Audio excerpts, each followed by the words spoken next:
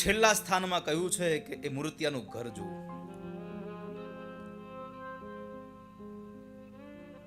અને મેં હરેક વખતે કહ્યું છે કે ઘર જોઈને દીકરી ન દઈ દેવી, વર જોઈને દીકરી દેવી. કારણ કે વરાજામાં કંઈક હશે ને તો ઘર નહીં હોય તો ઘર થશે, પણ વરાજામાં કાંઈ લેવાનું નહીં હોય તો ઘર હશે એ વયું જશે. માટે વરણ કરવું છે તો બધી જ વસ્તુઓને જોઈએ, બધી વસ્તુઓને માપીએ અને પછી વરણ કરીએ. આ તો ભગવાન સાથે લગ્ન કરવાના છે, પણ આ સંબંધ બાંધ્યો પણ એક પક્ષી છે હજી પણ. કારણ કે પોતે કહ્યું છે કે મેં તમને પતિ તરીકે સ્વીકાર કર્યા છે, તમે હજી મને સ્વીકાર કરી કે નહીં મને ખબર નથી. પણ રૂકમણીએ ભગવાનને પત્રમાં લખ્યું પાછું કે હું હજી જાણતી નથી કે તમે મને પત્ની તરીકે સ્વીકાર કરો છો કે નહીં, પણ જો તમે મારો સ્વીકાર કરતા હો તો તમે ત્યાં બેઠા બેઠા એમ ન કહેતા કે હા હું તમારો સ્વીકાર કરું છું, તમે આવી જાઓ. તમે મારો સ્વીકાર કરતા હોય તો તમારે ખુદને મને લેવા આવવું પડશે અહીંયા, હું સામે ચાલી નહીં આવું. બધા રાજાઓની મધ્યમાંથી તમારે મને લઈ જવાની છે. તન્મે ભવાન ખલુ વૃત પતિરંગ છાયા માત્માર્પિતશ્ચ ભવતોત્ર વિભો વિધેહી. તન્મે ભવાન, પ્રભુ મારે તમને વરવાનું છે, પણ હું સામે ચાલી જ નહીં આવું. તમે લેવા આવો તો હું માનીશ કે તમે મારો સ્વીકાર કર્યો છે. અહીંયા અનેક રાજાઓ આવીને બેઠા હશે. આ કોણ કહે છે? આ જીવાત્મા, આ બુદ્ધિ ભગવાનને કહે છે, પરમાત્મા તમે મને સ્વીકારો ને તો અહીંયા બહુ બધા રાજાઓની મધ્યમાંથી તમારે મને લઈ જવાની છે. કોણ રાજાઓ? કામ, ક્રોધ, લોભ, મદ, મોહ, મત્સર આદિ ઘણા બધા એવા રાજાઓ અહીંયા બેઠા છે કે જેણે મારા જીવને વચ્ચે રાખ્યો હશે, મારી બુદ્ધિને, મને પોતાને વચ્ચે રાખી હશે. અને આ બધાની મધ્યમાંથી તમારે મને લઈ જવાની છે. આ બધાની મધ્યમાંથી તમારે મને લઈ જવાની છે. એટલે કોઈ સામાન્ય કામ નથી.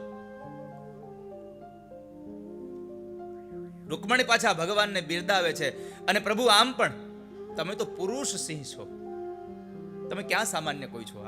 આપ પુરુષ સિંહ છો અને હું આપનો જ એક ભાગ છું. રૂકમણી એક નહીં, આપણે બધા પરમાત્માના એક ભાગ છીએ. અને એટલે તો સ્વયં ભગવાન કૃષ્ણ ગીતાજીમાં કહે મમૈ વાંશો જીવ લોકે જીવ ભૂત સનાતન.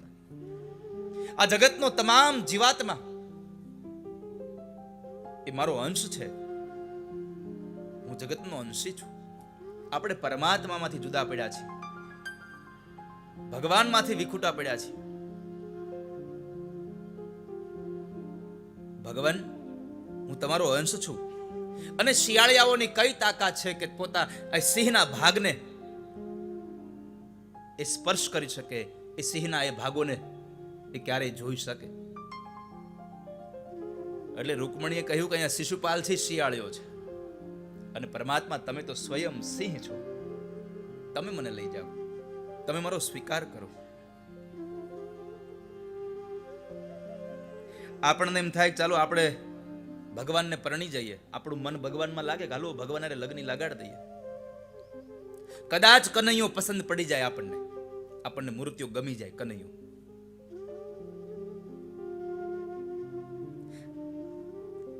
તો કન્યાને એમ થાય ને કે હવે આને મારે વરવું કેમ? આને મારે કેમ વરવું?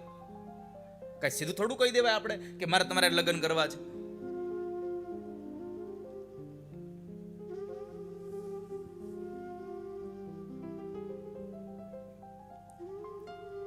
આપણી કન્યા માટે આપણે બહાર ગામ ગયા હોય અને ઘણા બધા મહેમાનો મળ્યા હોય, એમાં કદાચ કોઈ યુવાન આપણને આપણી કન્યા માટે ગમી ગયો હોય તો આપણે કઈ યુવાનને સીધો બોલાવીને આપણે પૂછી ન લઈએ ભાઈ તારા લગ્ન થઈ ગયા બાકી છે, નકર મારી દીકરી બાકી છે.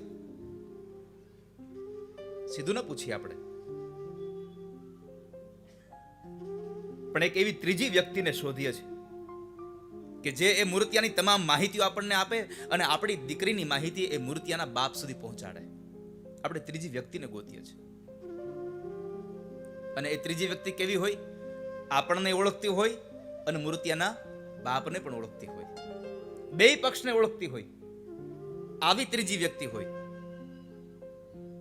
અને આપણે પછી એને પ્રાર્થના કરતા હોય કે જરાક તમારા સગા છે, જરાક વાત હકાવો ને, આપણી દીકરી માટે મૂર્તિઓ સારો છે, તમે જરા વાત હકાવો. અને પછી ત્રીજી વ્યક્તિ જે વચમાં હોય એ વાત લઈ અને મૂર્તિયાના પિતાશ્રી પાસે જાય. જેમ ત્રીજી વ્યક્તિ મૂર્તિયા પાસે જાય છે, એમ આપણે જીવ અને ઈશ્વરનું જ્યારે આ લગ્ન થવાનું છે, તો એની વચ્ચે કોણ આ મૂર્તિયાની વાત કરવા જશે? તો કહેવાય છે કોઈ સદગુરુ રૂપી આવી અને માણસ પરમાત્માની ચિઠ્ઠી આપવા જશે. ત્યાં જીવાત્માની સદગુરુ કોઈ માધ્યમ બનશે.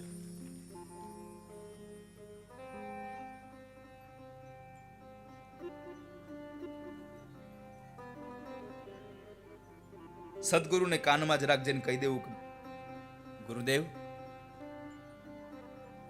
આ મને ગમ્યો છે.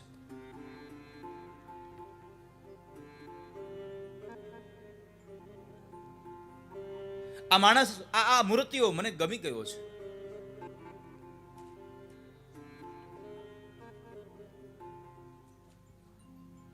અને જ્યારે મને આ મૂર્તિઓ ગમ્યો જ છે, તો એક કામ કરો ને, મારો સંદેશો લઈને આપ જાઓ ને.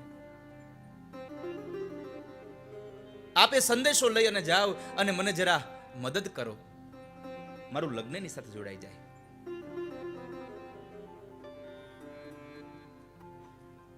પણ તમે પરમાત્માને ક્યારે કહી શકો કે હે ઈશ્વર, તમે મને લેવા આવજો? તમે પરમાત્માને ક્યારે કહી શકો કે તમે મને લેવા માટે આવો? જિંદગીમાં ક્યારે કોઈ જાતના સત્કર્મ કરાવ્યા હોય, ગુરુના વચનોનું પાલન કર્યું હોય, ક્યારેય કોઈ જગ્યાએ તમે સત્કર્મ કર્યું હોય, દાન કર્યા હોય, પુણ્ય કર્યા હોય, કોઈ અન્નશાળાઓ ચલાવતા હોય, કોઈ વિદ્યાલયો ચલાવતા હોય, કોઈ મંદિરો બંધાવવામાં તમે તમારો પૈસો વાપર્યો હોય, જિંદગીમાં કોઈ પણ પ્રકારનું સત્કર્મ કર્યું હોય, તો તમે ભગવાનને કહી શકો, પરમાત્મા, મેં સારા કામ કર્યા છે, તમે મને લેવા માટે આવજો. જો જિંદગીમાં કામ જ સારું ન કર્યું હોય, તો શું ભગવાનને તમે કહેવાના હતા કે હે પરમાત્મા, તમે મને લઈ જાઓ? રૂકમણી ભગવાનને કહે છે, ભગવાન, મેં મારા જિંદગીમાં સત્કર્મ કર્યા માટે આપને પ્રાર્થના કરું છું, મને સ્વીકાર કરજો.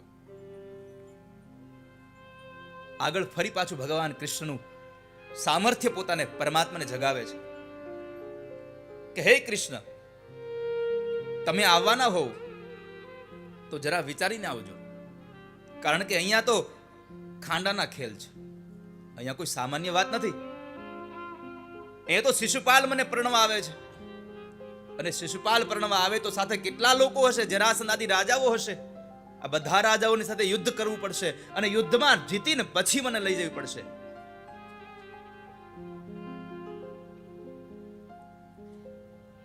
પણ એક શ્લોકમાં રૂકમણીએ એટલે કે બુદ્ધિએ, જીવાત્માએ પરમાત્માને અદ્ભુત ભાવ રજૂ કર્યો છે કે ભગવાન, તમે આવો ને તો હું તમને થોડીક મદદ કરી શકું. રૂકમણીએ ભગવાનને કહ્યું કે તમે આવો તો હું મદદ કરું. અમારા કુળની પરંપરા છે કે જ્યારે દીકરીના લગ્ન હોય ત્યારે એ માં કુળદેવીની યાત્રા માટે જાય, કુળદેવીની પૂજા માટે જાય, અને ત્યારે સૈનિકો સાથે નથી હોતા. ત્યારે તમે મને લઈ જાઓ.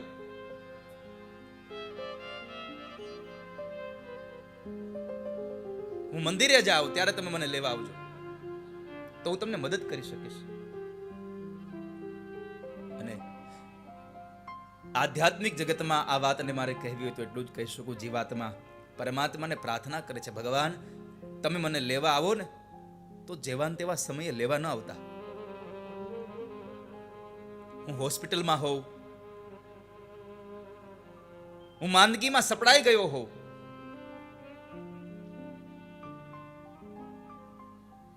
અપવિત્ર બન્યો હોઉં, કારણ કે મારી પથારીમાં આજ મારા મળમૂત્રનો ત્યાગ થતો હોય, અને આવી જ્યારે અપવિત્ર અવસ્થામાં પડ્યો હોઉં ત્યારે મને લેવા ન આવતા, તમે જો મને લેવા આવો તો એવા સમયે લેવા આવજો કે હું તમારા મંદિરમાં બેસીને તમારા નામનું ભજન કરતો હોઉં, મારું મન તમારામાં લાગેલું હોય, હું મન વચન કર્મથી પવિત્ર હોઉં, આવા સમયે તમે મને લેવા આવજો. અંતઃપુરાંતરચરી મનિહત્ય બંધું સ્વાત્મુદ્વહે કથમિતિ પ્રવદામ્યુપાયમ પૂર્વેદ્યુરસ્તિ મહતિ કુલદેવી યાત્રા યસ્યામ બહિર્નવવધૂર ગિરિજામુપેયા.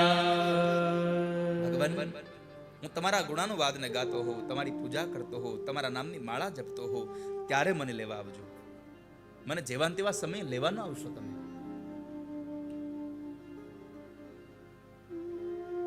આટલું બધું કહ્યા પછી છેલ્લે 7મા શ્લોકમાં રૂકમણી ભગવાનને કહે છે, અહીંયા કહ્યું કે મને સારી જગ્યાએ, મારું મન સારું હોય ત્યારે. આનો અર્થ થયો પરમાત્મા તમે મારી નજીક હોવ, હું તીર્થમાં બેઠો હોઉં, હું તીર્થોનું પૂજન કરતો હોઉં, તીર્થોના જળનું સ્નાન કરતો હોઉં, તીર્થોના જળનું સેવન કરતો હોઉં, આવા સમયે આપ મને લેવા આવજો.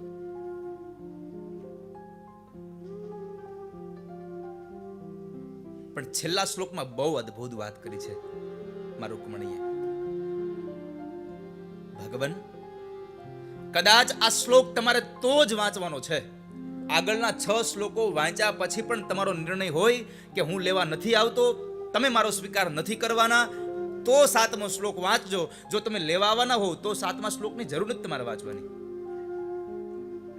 શું ભાવ છે અહીંયા જીવાત્માનો.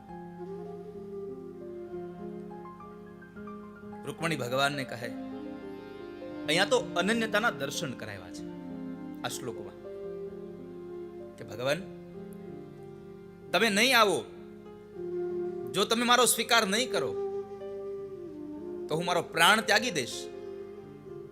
પણ હવે હું બીજાના હાથમાં મારો હાથ નહીં સોંપું, હું બીજાના કોઈની હવે ચુંદડી નહીં ઓઢું. એક સ્ત્રી હોય તો પોતાને ગમેલા પુરુષને આ વાત કરે, પણ આ તો બુદ્ધિ, આ તો જીવાત્મા છે, આત્મા છે. એ પરમાત્માને આવું કેમ કે? પરમાત્માને એમ કહે છે જીવાત્મા કે પરમાત્મા તમે લેવા નહીં આવો ને તો હું વ્રત કરીશ, ઉપવાસ કરીશ, અને ઉપવાસ કરતા કરતા કરતા પણ હું તમારા ભજન કરતા કરતા મારો પ્રાણ ત્યાગી દઈશ. પણ હવે આ મનને બીજામાં ક્યાંય લાગવા નહીં દઉં કોઈ દિવસ. જો તમે મને લેવા નહીં આવો, મારું મન બીજે ન લાગે. હવે આવા 7 શ્લોકોથી જ્યારે પત્ર ભરી અને સુદેવ નામના બ્રાહ્મણ ગયા હતા, એ સુદેવ નામના બ્રાહ્મણને ભગવાન કૃષ્ણે કહ્યું કે પ્રભુ તમે પત્રને વાંચો. ભૂદેવ બ્રાહ્મણે પત્ર વાંચ્યો, અને વાંચ્યા પછી બ્રાહ્મણે પ્રશ્ન કર્યો, ભગવાન તમારું શું નિર્ણય છે આમાં? જો તમારી હા હોય તો સમય બહુ ઓછો છે, ઘડિયા લગ્ન લેવાઈ ગયા છે, અને તમારે દ્વારિકાથી હજી પણ ઘણું દૂર જવાનું છે, તો તમારું શું કહેવું છે? ભગવાન પણ કહે છે કે સાચું કહું ભૂદેવ, મને રૂકમણીના વિચારમાં ક્યારેય નિંદર આવતી નથી, અને એ વિચારોમાં મને રૂકમણીના સ્વપ્ન જ ન કરાવ્યા કરે છે. ભૂદેવ હસ્યા છે, પ્રભુ આ શું વાત કરો તમે? એક બાજુ તમને રૂકમણીના વિચારોમાં નિંદર આવતી નથી, અને તમને વળી પાછા સ્વપ્ન આવે. નિંદર વગર સ્વપ્ન છે ના આવે તમને?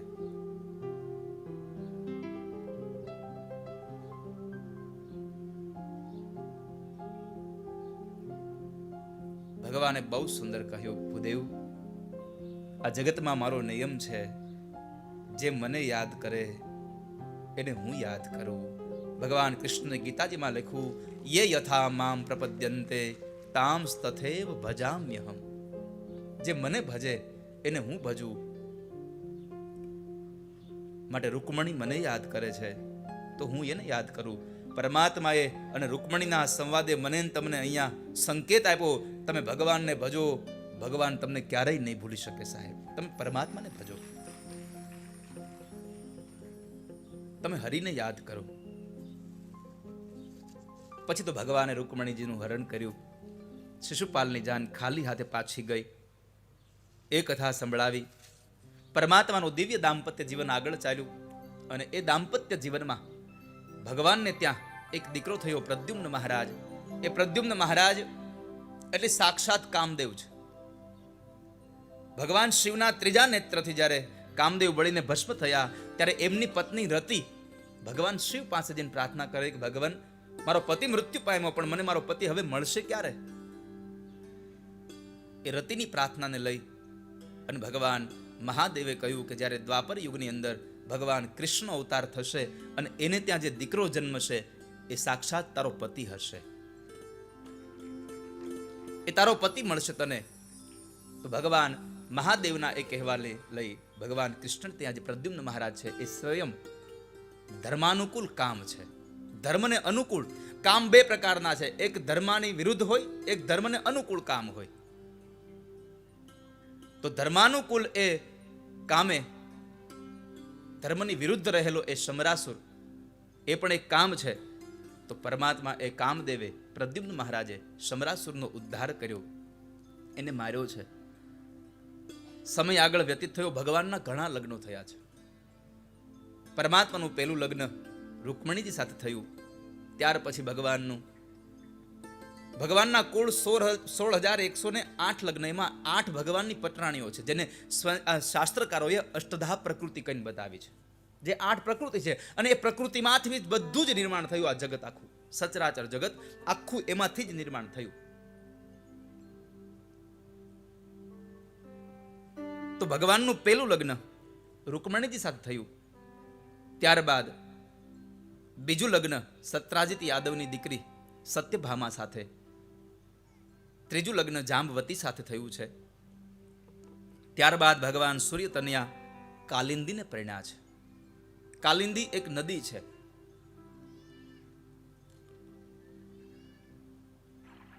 કોઈ લોકો ગયા છો કાલિંદીમાં ક્યારે સ્નાન કરવા? અજીતસિંહ, આજે અમારા ગાંધીધામ અંજારથી અજીતસિંહ ને ચંદુબાઈ બધા પધાર્યા છે. ગાંધીધામમાં જે કથા કરી હતી એ કથાના યજમાન પણ ખરા, મારા ઉતારાના યજમાન પોતે હતા. ઉતારો એમના ઘરે હતો.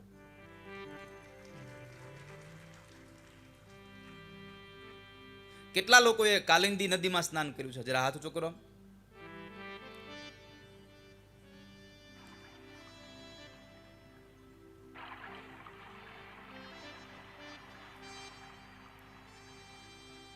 તમે દિલ્હીથી વ્રજ અને ગોકુળમાં કેટલા લોકો ગયા છો? ગોકુળ વૃંદાવન ગયા છો કોઈ? તો તમે ગોકુળ અને વૃંદાવન ગયા, મથુરા ગયા, તમે ક્યાંય વચમાં કાલિંદી નદી આવી જ નથી? તમે બીજા રસ્તે આવેલા છો ક્યાંક. યમુનાજીમાં કેટલા લોકો સ્નાન કર્યું છે? બસ આ જ કરુણા છે આપણી. આપણને ખબર નથી હોતી કે કાલિંદી ઈ જ યમુના છે ને યમુના ઈ જ કાલિંદી છે.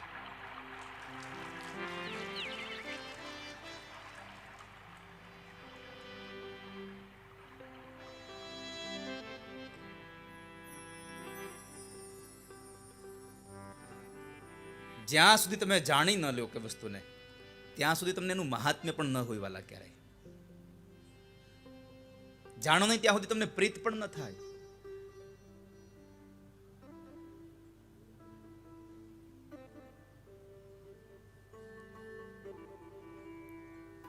ભગવાનનું લગ્ન સૂર્ય તનયા કાલિંદી સાથે થયું. ભગવાન સૂર્યનારાયણની દીકરી કાલિંદી એ યમુના સાથે ભગવાન પરણ્યા છે. ત્યારબાદ સત્યાને પરણ્યા, ભદ્રાને પરણ્યા, લક્ષ્મણાને પરણ્યા અને અંતે ભગવાન મિત્રવિંદાને. આ ભગવાનની અષ્ટપટરાણીઓ. અને એક ભૌમાસુર નામના એક રાજાએ, અસુરે 16,100 કન્યાઓને પોતાના કેદખાનામાં કેદ કરેલી. પણ એ કેદ કરેલી એ કન્યાઓએ પરમાત્માને પ્રાર્થના કરી કે પ્રભુ તમે મને છોડાવો અમને. ભગવાને એ બધીને અસુરના એ કારાવાસમાંથી છોડાવે, બંધનમાંથી. અને પરમાત્માએ કહ્યું કે હવે તમે તમારા પિતાશ્રીના ઘરે જાઓ, તમે મુક્ત થયા છો. બધી જ કન્યાઓ ભગવાનને પ્રાર્થના કરી કે ભગવાન, અમારા લગ્ન થયા ન હતા ત્યારે અમે અમારા પિતાશ્રીના ઘરે હતા.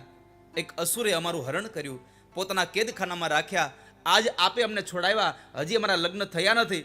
અમે અમારા પિતાશ્રીના ઘરે જશું, પણ અસુર દ્વારા હરણ થયેલી કન્યાનો હાથ કોણ પકડશે આ સમાજમાં? માટે અમે આપને પ્રાર્થના કરીએ છીએ, આપ અમારો સ્વીકાર કરો. અને એ બધી જ કન્યાઓ જ્યારે ભાવથી પરમાત્માને પ્રાર્થના કરી તો તો પરમાત્માએ 16,100 કન્યાઓનો હાથ સ્વીકાર કરી અને ભગવાને લગ્ન કર્યા. એટલે ભગવાનના તમામ લગ્નનો સરવાળો થયો 16,108. જે ગર્ગાચાર્ય ઋષિએ આગળ માં યશોદાજીને કહ્યું હતું કે તમારો દીકરાના લગ્ન આટલા છે. તો એ ભગવાનના એ લગ્નોની કથા બતાવી. સમય આગળ વીત્યો. ભગવાન કૃષ્ણના પુત્ર પ્રદ્યુમ્ન મહારાજ એમણે મામાની દીકરી સાથે લગ્ન કર્યા, એનું હરણ કર્યું, એને પરિણ્યા છે. રૂકમીની દીકરીની સાથે પરિણ્યા. એને જે પુત્ર થયા એનું નામ છે અનિરુદ્ધ મહારાજ. અનિરુદ્ધ મહારાજ એમણે પણ રૂકમીના દીકરાની દીકરી સાથે લગ્ન કર્યા અને એને પરિણ્યા છે. અને જ્યારે એના લગ્ન થયા હતા એ સમયે જુગાર રમાતો હતો અને એ જુગારની અંદર દાઉજી મહારાજ અને રૂકમી વચ્ચે થોડોક ઝઘડો થયો. દાઉજી મહારાજે રૂકમીના માથામાં એક ભૂંગળ મારી અને એને મોતને ઘાટ ઉતાર્યો. જેને ભગવાન કૃષ્ણના હાથે મરતા બચાવ્યો હતો એને જ પરમાત્માએ માર્યો. એને જ દાઉજી મહારાજે મારી દીધો. રૂકમીનો ભગવાન ઉદ્ધાર કર્યો. એ કથા બતાવી. ત્યારબાદ અનિરુદ્ધ મહારાજનું બીજું લગ્ન બાણાસુરની દીકરી ઉષા સાથે થયું. મૂર્તિઓ એક, કન્યા એક, લગ્ન 3 વાર. પહેલી વખત સ્વપ્નમાં પરિણ્યા, બીજી વખત એ ઉષાની બહેનપણીએ એને ઝરૂખામાં પરણાવ્યા અને ત્રીજી વખત વિધિવત એના લગ્ન થયા છે. જેને આપણે અત્યારે આ સમયમાં શબ્દનો જરા અપભ્રંશ કરીને આપણે એમ કહીએ છીએ કે ઓખાહરણની કથા. જે ઓખાહરણની કથા છે એ ઉષાહરણની કથા છે. ખરેખર આપણે એને ઓખાહરણથી આપણે સાંભળીએ છીએ. તો એ ઉષાહરણની કથા, બાણાસુરને 1000 હાથ હતા, એમાંથી ભગવાને 996 હાથ ભગવાને કાપ્યા, 4 હાથ એને રહેવા દીધા. ત્યારબાદ ભગવાન કૃષ્ણના બીજા પત્ની જે જાંબવતીજી છે એમનાથી એક દીકરો થયો, એનું નામ હતું સાંબ. અને એ સાંબના દુર્યોધનની પુત્રી લક્ષ્મણા સાથે લગ્ન થયા. જ્યારે એનું હરણ કરવા ગયો સ્વયંવરમાં તો એ સાંબને કેદ કરી અને કેદખાનામાં દુર્યોધને પૂરી દીધો. દાઉજી મહારાજે એને છોડાવવા ગયા. દુર્યોધન માનતો નહોતો અને એ સમયે દાઉજી મહારાજે પોતાનો જમણો પગ એક ધરતી પર પછાડી અને આખું હસ્તિનાપુર જ્યારે ધ્રુજાયું ત્યારે એ માની ગયો કે હવે કદાચ મારો વિનાશ થઈ જશે નહીં તો. એટલે પોતાની પુત્રીને સાંબ સાથે પરણાવી વિવાહ કરી દીધા. ઘણો દાયજો આપીને એને પણ વિદાય કરે છે. સાથે સાથે સમય ઘણો જ આગળ વ્યતીત થયો અને એમાં પાંડવોને થયું કે આપણે હવે રાજસૂય યજ્ઞ કરીએ. રાજસૂય યજ્ઞ કરવો હતો એટલે બધાને આમંત્રણ પત્રિકાઓ આપી. દેવર્ષિ નારદ પત્રિકા લઈ અને દ્વારિકા પધાર્યા છે. અને નારદજીએ દ્વારિકાવાળા ભગવાન કૃષ્ણને કહ્યું કે પાંડવો રાજસૂય યજ્ઞનું આયોજન કરે છે, આપને પરિવાર સહિત પધારવાની આપને આ પ્રાર્થના કરવા માટે અને નિમંત્રણ આપવા માટે હું આવ્યો છું, આપે ત્યાં પધારવાનું છે. એટલે ભગવાન પાંડવોના રાજસૂય યજ્ઞમાં બધા પરિવાર સાથે જાય છે, પણ એકમાત્ર પ્રદ્યુમ્ન મહારાજને દ્વારિકાના રક્ષણ માટે મૂકતા જાય છે કે આપ અહીં રોકાવ. ભગવાન ગયા. આ બાજુ ધર્મરાજ યુધિષ્ઠિરે પોતાના ભાઈઓને દિશાઓનું દિગ્વિજય માટે મોકલી દીધા છે. ઘણા બધા રાજાઓ જીતાઈ ગયા છે, પણ એક જરાસંધ હજી જીતાયો નથી. ભગવાન આવ્યા છે, ભગવાનને પ્રણામ કર્યા અને એ ભગવાનને વાત કરી કે પ્રભુ હજી જરાસંધ નથી જીતાયો. એટલે પરમાત્માએ કહ્યું કે એક કામ કરો, અર્જુન અને ભીમસેન મારી સાથે ચાલો. બ્રાહ્મણના વેશની અંદર ભગવાન કૃષ્ણ, અર્જુન અને ભીમસેન જરાસંધ પાસે જાય છે. લાઈનમાં ઊભા છે બધા દાન દે, કારણ કે જરાસંધ દાની બહુ હતો, બધાને દાન આપે છે. આ ત્રણેયનો વારો આવ્યો એટલે ત્રણેય ભેગા મળીને કહ્યું કે તમે અમને આજે દક્ષિણાની અંદર જો કંઈક આપવા માંગતા હોય તો અમે દ્વંદ્વ યુદ્ધ માંગીએ છીએ, તમે યુદ્ધ આપો અમને. જરાસંધ સમજી જાય છે કે બ્રાહ્મણ કોઈ દી યુદ્ધ ન માગે. યુદ્ધને માગનારો કોઈ ક્ષત્રિય જ હશે, એ યુદ્ધ ન માગે ક્યારેય. જરાસંધ ભગવાન કૃષ્ણને ઓળખી જાય છે કે કૃષ્ણ, હું તમને ઓળખી ગયો છું, પણ આજ તમે બ્રાહ્મણના વેશમાં આવ્યા છો, મારી પાસે યાચના કરવા આવ્યા છો, એટલે તમને ખાલી હાથ જવા નહીં દઉં. હું દ્વંદ્વ યુદ્ધ આપવા માટે તૈયાર છું, પણ કૃષ્ણ, હું તમારી સાથે યુદ્ધ નહીં કરું. ભગવાન કહે છે, કેમ મારી સાથે યુદ્ધ નહીં કરો? તો કહે, તમે કાયર છો, રણ મેદાનને છોડી અને ભાગી જનારા છો, અને કાયર સાથે લડવું એ મારી શૂરવીરતા નથી. એટલે હું કાયરો સાથે નહીં લડું, તમારી હારે નહીં લડું. અર્જુન, હું તારી સાથે પણ નહીં લડું, કારણ તું મારાથી ઉંમરમાં ઘણો જ નાનો છે. જો દ્વંદ્વ યુદ્ધ કરવું હોય તો ભીમને કયો મારી હારે યુદ્ધ કરે. જેવું ભીમનું નામ આવ્યું, ભીમે સીધું ભગવાન સામું જોયું. આમાં કારણ વગરનું હોળી નાળિયેર મને શું કામ કરો છો? મને શું કામ ચડાવો છો આમાં? ભગવાને કહ્યું કે ભીમ, આપ યુદ્ધ કરો, અને યુદ્ધના સમયે તમે નજર મારી સામે રાખજો. અને જો નજર મારી સામે રાખશો ને, તો જરાસંધ તમારું કશું જ બગાડી નહીં શકે. આધ્યાત્મિક અર્થમાં જરાસંધના નામનો જરાનો અર્થ છે વૃદ્ધાવસ્થા.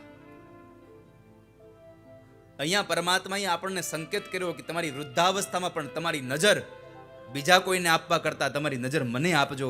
તમને વૃદ્ધાવસ્થા દુઃખ નહીં આપી શકે. તમે નજર મને આપજો.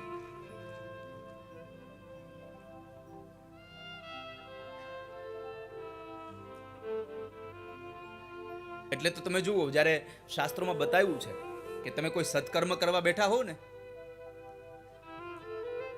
ત્યારે નજર કોઈને આપવી નહીં. તમે પરમાત્માનું ભજન કરવા બેઠા હો ત્યારે તમારે નજર કોઈને આપવી નહીં. એટલે તો આપણે આંખો બંધ કરીને પરમાત્માનું સ્તવન કરતા હોઈએ છીએ, કે જેથી કરી અને આપણી નજર કોઈ જગ્યાએ જાય અને વળી પાછી કોઈ કામ આપણામાં પ્રવેશ કરે અને પરમાત્મામાંથી આપણું મન નીકળી જાય, એના કરતા આપણી આંખો જ બંધ રહે, કંઈ જોઈએ જ નહીં.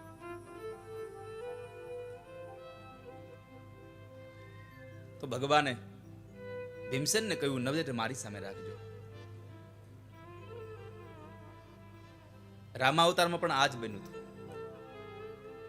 વાલી અને સુગ્રીવનું જ્યારે યુદ્ધ થાય ત્યારે ભગવાને સુગ્રીવને કહ્યું, તમે યુદ્ધ કરવા જાઓ. સુગ્રીવ કહે છે, ભગવાન, અમે બે એક સરખા છીએ, તમે કેમ ઓળખશો?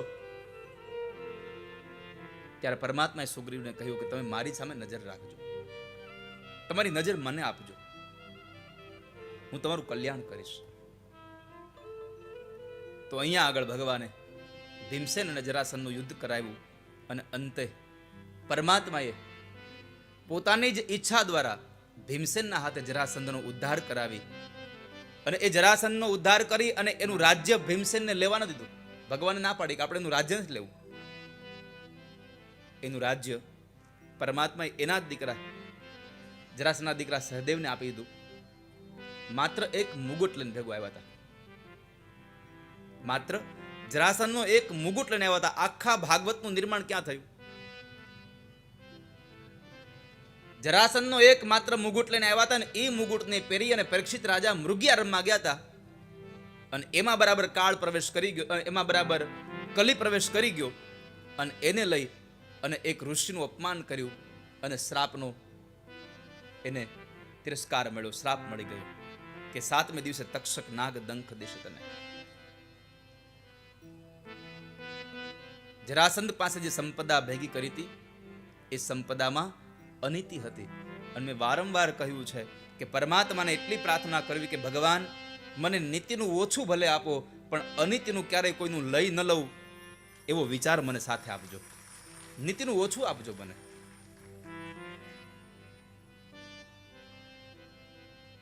બહુ સંપદા વધી જાય ને પછી નીંદર ન આવે.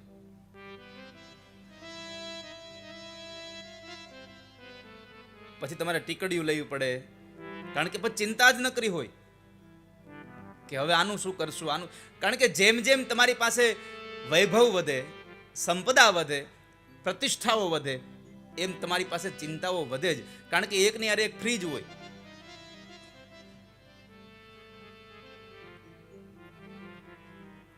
તો પરમાત્માને પ્રાર્થના કરી, ભગવાન, કોઈનું અનીતિનું લઈ ન લઈએ અમે.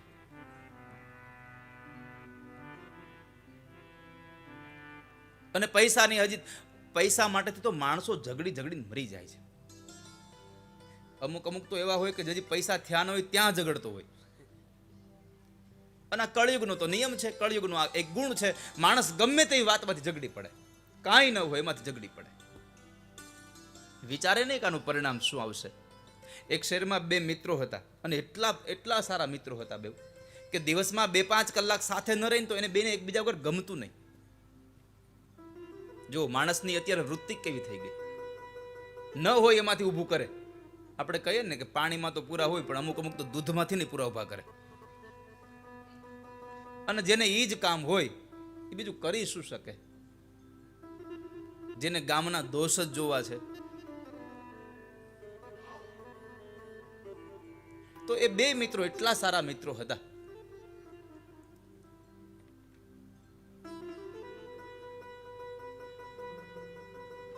કે રોજ માટે મળે એ બે અને ત્યારે એને આનંદ થાય. એમાં એક વખતના સમય એ બે મિત્રો બાધી પડ્યા. એટલા બાધા પહેલા તો બે ગાળો ગાળ બોલ્યા અને પછી એકબીજા હાથ મારી કરી અને પછી એકબીજાના કપડા ફાડી નાખ્યા.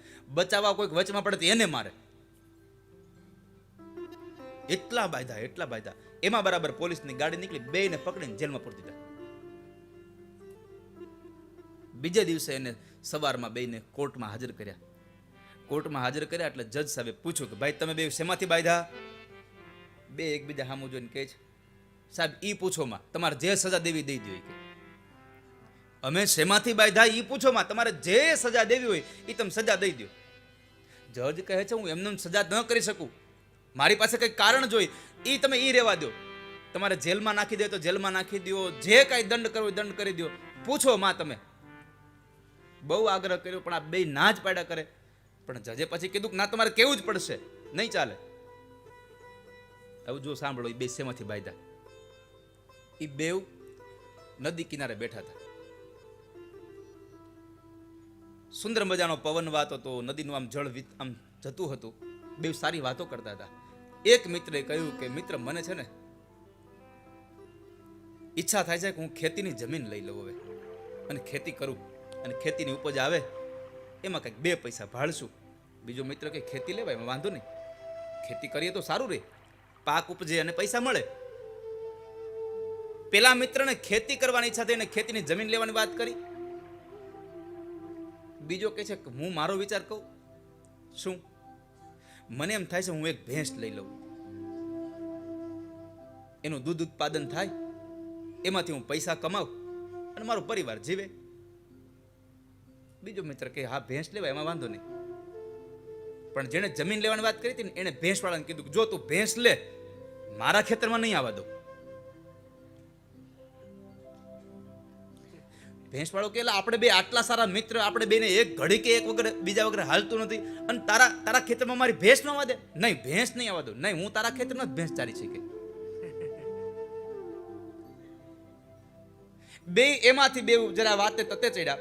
ઓલો ખેતર વાળો કહે છે કે હું મારી જમીનને હું આમ વાડ કરી નાખીશ. આમ એને રેતીમાં આમ ચકડ ઉગાડ્યું, હું આમ વાડ કરી નાખી. કે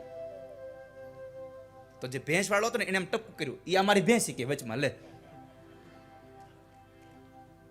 અને એમાંથી બે બાંધ્યા, એવા બાંધ્યા, બે જેલમાં ગયા. એટલે જજને કીધું તમે હવે આ રહેવા દો. મારે કહેવાનો મિનિંગ છે કે હજી નથી જમીન લીધી, નથી ભેંસ લીધી, ત્યાં બે બાધી પડ્યા. આપણા સમાજનું આ છે કે હજી કાંઈ મળ્યું નથી ને ત્યાં તો ક્યાંના ક્યાંય પહોંચી જઈએ. વાલા ક્યાં પહોંચી જઈએ? ભેંસ લેવી છે એમ?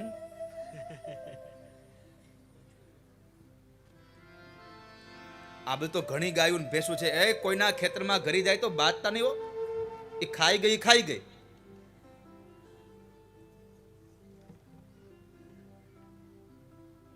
રામ કી ચિડિયા રામ કા ખેત, ખાલો ચિડિયા ભર ભર પેટ. આ તો પરમાત્માનું છે બધું, ને પરમાત્માએ સૌના માટે નિર્માણ કર્યું જ હોય છે. એમાં મારું ને તમારું કશું ન ચાલે. જરાસંધે જેટલું ભેગું કર્યું હતું બધું જ અહીંયા મૂકીને ગયો, કશું જ સાથે ન ગયું. અનિતિનું અનાજ ક્યારે શાંતિ લેવા ન દેવાલા. તો પરીક્ષિત મહારાજે પાપ કરી બેઠો, કારણ અનિતિનું સુવર્ણ માથા ઉપર ચડ્યું હતું.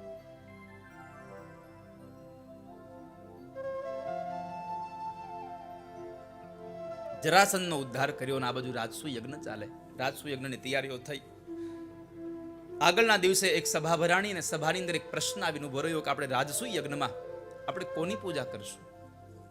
કોઈ કહે ચંદ્રની પૂજા કરો, કોઈ કહે સૂર્યની પૂજા કરો, કોઈ કહે અગ્નિની પૂજા કરો. ઘણા બધા દેવતાના નામમાં એમાં એક યુવાન ઉભો થઈને એમ કહે છે કે આ રાજસૂય યજ્ઞમાં જો કોઈ અગ્ર પૂજાને લાયક કોઈ હોય તો માત્ર ને માત્ર દ્વારિકાવાળા ભગવાન કૃષ્ણ પોતે છે. એની પૂજા કરીએ, આપણે કનૈયાની પૂજા કરીએ.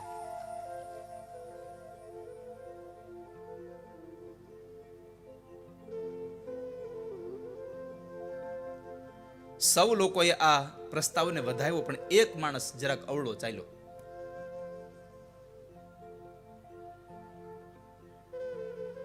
ન બોલવાના શબ્દો બોલે છે કે ગોવાળિયાની અગ્ર પૂજા ન હોય, ચોરની અગ્ર પૂજા ન હોય, કોઈકની સ્ત્રીના હરણ કરી જાય એની અગ્ર પૂજા ન હોય. આ કોણ હતો? શિશુપાલ.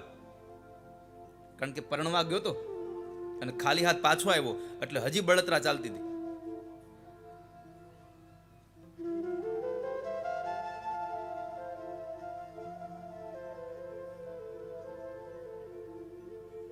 ન બોલવાના શબ્દો ભગવાનને ગાળો બોલે છે.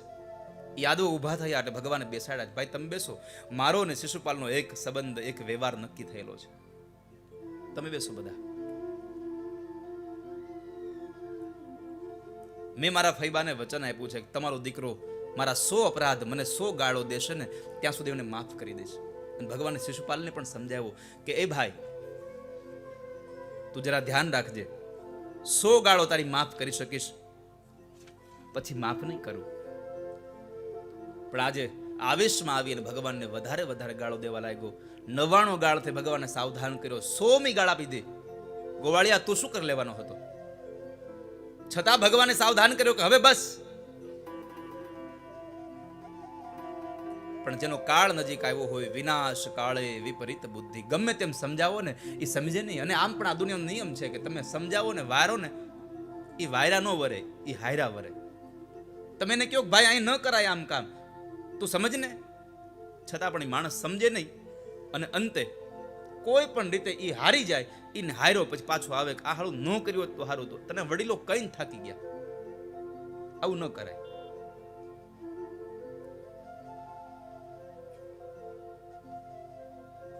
ભગવાને સુદર્શન ચક્ર વડે શિશુપાલનું મસ્તક ઉતાર્યું અને એને પરમાત્માએ મુક્તિ આપી છે. ભગવાને રાજસુ યજ્ઞ કરાવ્યો. રાજસુ યજ્ઞમાં સૌને પોતપોતાનું કામ આપી દીધું. ભગવાને કહ્યું ધર્મરાજને કે એકાદી સેવા મને આપો, એકાદું કાર્ય મને આપો. પ્રભુ કોઈ કાર્ય બાકી નથી રહ્યું. તમારે કઈ કામ કરવાનું હોય, અરે ના પણ યજ્ઞ છે તો એકાદી સેવા મને આપો, એકાદું કર્મ મને આપો. ભગવાન જેવા ભગવાન એમ કહેતા હોય કે યજ્ઞ ચાલે છે તો યજ્ઞમાં એકાદું સેવાનું કાર્ય મને આપો. આપણો પણ આ 7 દિવસનો જ્યારે યજ્ઞ ચાલતો હતો, આ માતા પરિવારના આંગણે ચાલી રહેલો આ એક યજ્ઞ, અને આ યજ્ઞમાં ભજન અને ભોજનનો 2 યજ્ઞ જ્યારે ચાલે છે, આ યજ્ઞની અંદર કેટલા લોકોએ પોતે સ્વયંસેવક બની અને સેવાઓ કરી છે.